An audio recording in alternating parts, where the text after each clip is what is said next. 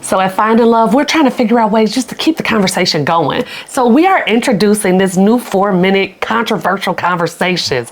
These pieces, we're going to hit it, quit it, and get back to work, all right? I found this piece, and I had so many emotions. I'm like, okay, let me get the man's perspective.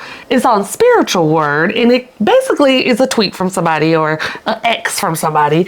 And he says, my first is 8 weeks old. I could see why men cheat at this time. My wife completely ignored my existence for the first few weeks, and we had to have arguments to get her even acknowledge me, not to mention be intimate. That's the biggest challenge. Baby is easy. Triggering. No, the first thing, my first mind was like, he cheating. Sound like something cheating say. Where your wife at so I can warn her because you're crazy. And nothing about the baby is easy for the woman in those times. No. Look, I understand this. Better yet, I feel this. But it's a difference between feelings and decisions. And the decisions that a man has to make during this time. Because it's often overlooked that there's a postpartum period for men as well. There's a season for us that we often forget about. Yeah. But where our feelings and decisions collide is where we start believing that the season should be over for you. That's good. For me, I had to, like I said, my first thing was like, where the boxing gloves at? Because you got me messed up, you know.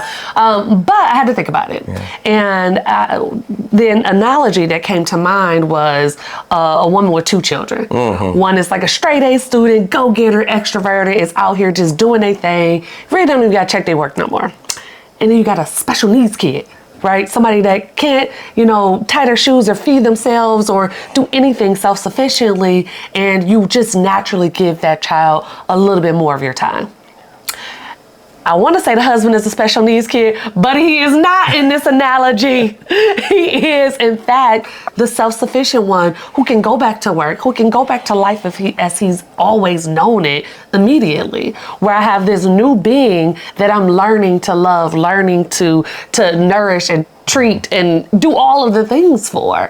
And I do see how in those first few weeks, few months, maybe a couple years, because it took me 2 years. Yeah. 2 years each child to get back to feeling like Jenni. Yeah. In those first couple years, I am showing a little bit more love and attention to this new person. Mm-hmm. And it made me feel a little bit selfish for even thinking that he had no validity to what he said. But it was just the fact that he said he was cheating. Like, you ain't got no other hobby? You want to take up while I get my life together? But yeah, women, we have to do better. We have to treat them and make sure that they understand. And I believe that communicating how you're feeling and what's going on in your mind and with your body to your mate and partner gives them a lot more insight to how to love on you and how to give you a little bit more time. And we have to provide so much grace because we can't even fathom what you're going through, the emotional stress, the physical, the changes that your body, mind, spirit is feeling. Yeah. So we have to be able to operate with grace in that season. Yeah. But we also have to understand that is a season for us too. Right. And we can't ignore that and sweep that under the rug, because what happens is that when we constantly don't pay attention to ourselves and do a check-in with ourselves, even though we want to give you guys a leg up and a little bit more comfort, we have to tap in so that we don't bottle up our emotions and so that we can make sure that we're not trying to dictate when the season is over for you guys, but we are also having an understanding place that, okay, I have to be patient for my wife, but I also have to understand that this is a new space for me and that we are on the same team. Same team. And I think that it's very important that everybody looks at the word intimacy. So many of you guys are like 6 weeks, like, back it on up now. This 6 weeks ain't got nothing to do with what I'm feeling internally. However, I want to make out. Yeah, you know, yeah. I want to hold hands. I still want you to cuddle me without feeling something poking in my back where I just had a whole human come out of me, And I believe that in searching for new ways to be intimate in that beginning season, and again, communicating effectively and efficiently on both ends, yeah, we can bypass this. And I think we did a really good job at, I was very communicative about, I'm losing my mind.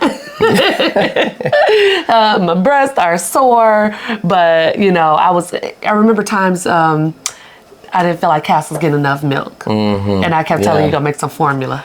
Yes. And then you bring the formula down.